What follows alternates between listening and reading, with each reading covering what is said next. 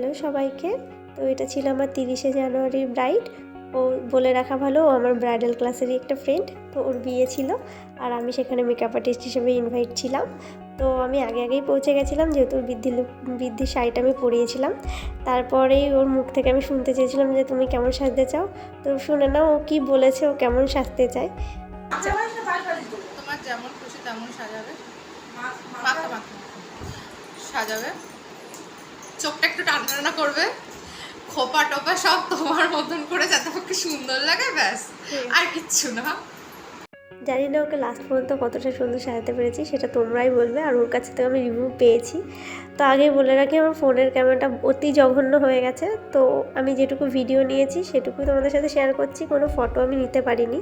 ও আমাকে এই 2 দিন আগে আমাকে ফটোগুলো সেন্ড করলো, তো সেইগুলোই আমি তোমাদের সাথে শেয়ার করছি। আর ওর যেহেতু সন্ধ্যায় লগ্ন ছিল, ও আগের থেকে কোনো ফটো তুলতে পারিনি, ও গিয়েই বসে পড়েছিল বিয়েতে।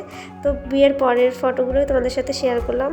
ওদের জন্য আমার অনেক শুভেচ্ছা রইল। তো আমি 2 তারিখ আবার ওর বউ ভাতের উদ্দেশ্যে বেরিয়ে পড়েছিলাম। আমাদের বারাসাত থেকে সোজা হাবড়া যেতে হবে, কারণ হাবড়াতেই ওর শ্বশুরবাড়ি। তো আমরা আগেই বেরিয়েছিলাম, যেহেতু ভাত কাপড়ের শাড়িটাও আমি পরাবো।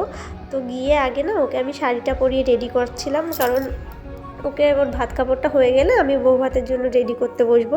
সেজন্য গিয়ে আগে ওকে শাড়িটা পরিয়ে নিয়েছি।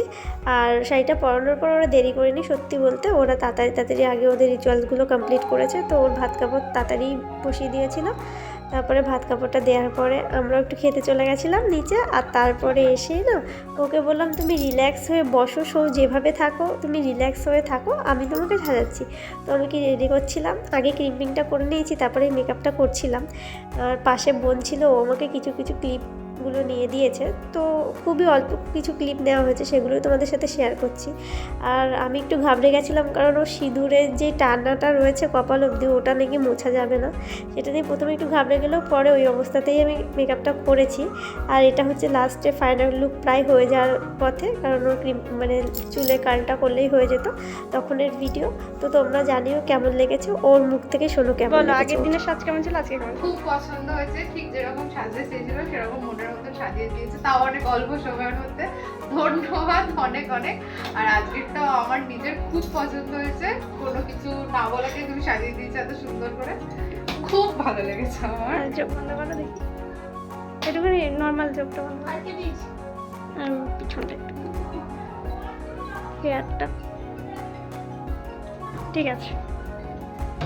দেখো ওর ঘরটা কত সুন্দর করে সাজিয়েছে। আর তোমরা বলো যে কেমন লাগছে ওর সাজটা। ওর বরের কাছ থেকে রিভিউ নিয়েছি, সেটাও তোমাদের সাথে শেয়ার করছি। দেখো কি বলছে ওর বর। ভালো কেমন লাগছে, লাগছে? আমার তো নিজেকে নিজে খুব সুন্দর লাগছে। রিক্তা ঘোষ আমার ওয়াইফ হয়, খুব সুন্দর সাজিয়েছে। আমার দিদি আর ঠিক আছে।